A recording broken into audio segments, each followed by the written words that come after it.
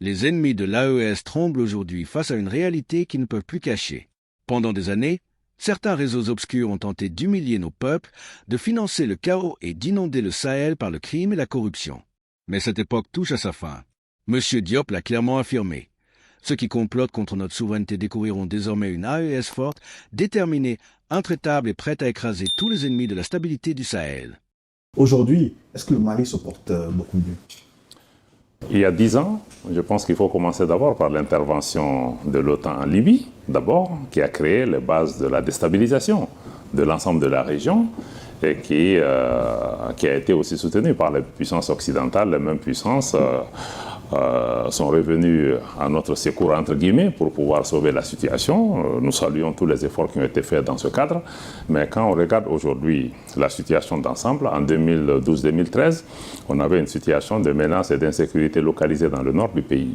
10 ans après, je pense que nos efforts collectifs n'ont pas porté les fruits, parce que pour une menace qui était contenue dans le nord du Mali, elle s'est propagée dans plusieurs localités du Mali. Aujourd'hui, la menace terroriste touche même des pays du Golfe de Guinée. Donc ça veut dire que les efforts n'ont pas marché et qu'il va falloir en tout cas trouver une autre approche pour pouvoir identifier les causes réelles de la menace et regarder comment répondre plus efficacement à ces menaces en mettant en avant aussi notre propre stratégie militaire, mais aussi en investissant dans nos capacités humaines et militaires de défense. Mais ce que vous avez fait, est-ce que ça a apporté ses fruits? Le Mali se porte beaucoup mieux aujourd'hui? Le Mali se porte beaucoup mieux sur plusieurs plans. Sur le plan politique, il est clair que sous le leadership du président Goïta, président de la transition, chef de l'État du Mali, il y a quand même une prise de conscience que la sécurité des Maliens repose entre les mains des Maliens et que tout doit être fait pour pouvoir mettre en capacité nos forces de défense et de sécurité pour pouvoir matérialiser cette volonté.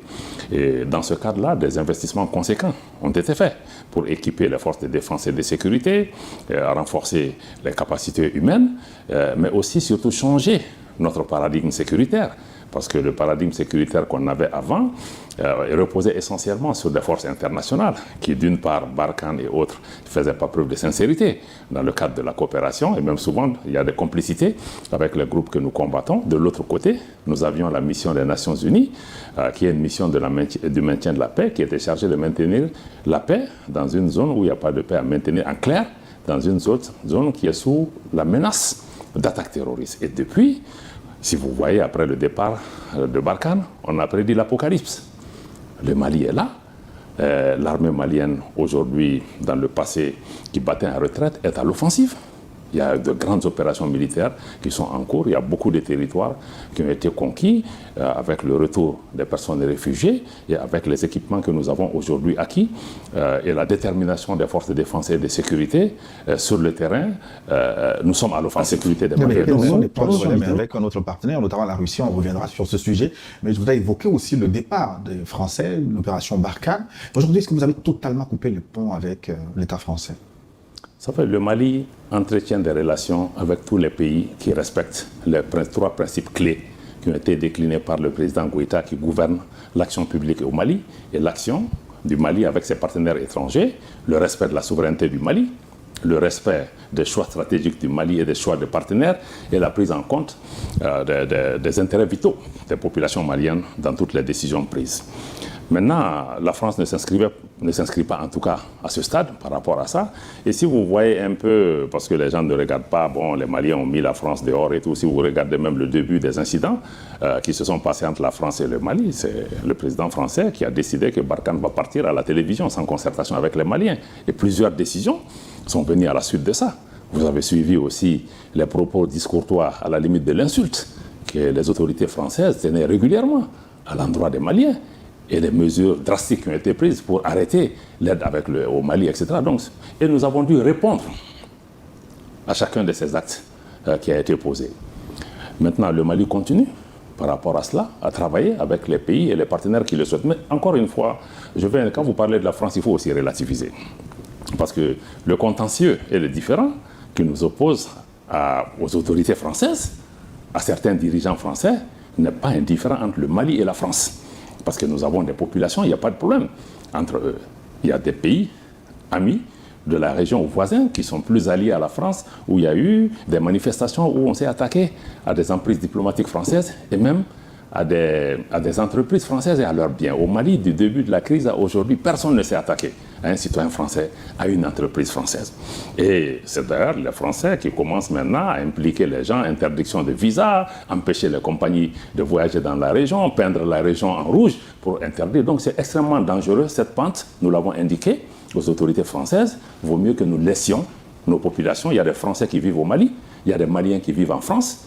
Et demain, certainement, ce sera la raison d'espérer pour une éventuelle relation entre les deux pays. Donc moi je pense que c'est beaucoup plus de ce côté qu'il faut regarder. Nous avons un problème aujourd'hui, il y a des actes hostiles. Pas seulement des actes, parce que les griefs que vous formulez contre la France sont suffisamment graves. Vous les avez même portés devant le Conseil de sécurité des Nations Unies. Vous accusez l'État français d'être en intelligence avec les groupes terroristes, que les armées françaises lagueraient de temps en temps des armes aux groupes terroristes avec des renseignements au détriment des forces armées maliennes. Cette plainte n'a pas encore prospéré. Mais pourquoi vous ne cherchez pas d'autres canaux pour vous faire entendre? Pourquoi vous ne déballez pas sur la place publique ce que vous reprochez à la France, monsieur le ministre? D'abord, je dois dire que nous assumons cette posture, parce que tout ce que nous disons est réel et avéré. Les autorités françaises sont dans une posture d'hostilité, d'agressivité, et des actes de déstabilisation sont quotidiens. Maintenant, les uns et les autres peuvent toujours se poser la question, ou on nous a posé souvent cette question, est-ce que les éléments de preuve que vous avez, d'abord, je dois dire que le Mali n'est pas membre du Conseil de sécurité, ce n'est pas nous qui décidons. Nous avons porté une plainte sur le plan international, dont nous attendons toujours qu'elle puisse avoir une suite favorable. Mais maintenant, pour ce qui concerne cette question, pourquoi on n'amène pas, par exemple, ces éléments sur votre plateau de télévision? Parce que nous sommes un État. Nous ne sommes pas en train de faire la délation. Nous avons un pays qui est membre du Conseil de sécurité des Nations Unies, membre permanent, qui a des responsabilités internationales, qui s'adonne à des activités sur le terrain au Mali qui sont incompatibles avec ce statut de membre permanent du Conseil de sécurité des Nations Unies. C'est que nous avons demandé ces activités? Mais le soutien à des groupes terroristes, de quelle manière? les liens qu'il y a. Mais nous avons montré de mille manières, même il y a eu des avions qui ont pénétré notre espace aérien, qui sont pris des groupes terroristes. Dans le communiqué du gouvernement, l'ensemble de ces gens, il y a des fournitures d'équipements à des groupes terroristes. Il y a plusieurs activités de cette nature qui ont été clairement déclinées dans un communiqué officiel du gouvernement. Et nous avons indiqué qu'en plus de ça, nous avons des éléments matériels. Ce que nous souhaitons, c'est une séance solennelle. Parce que le Conseil de sécurité, quand ça se réunit, c'est documenté et ça reste pour l'histoire.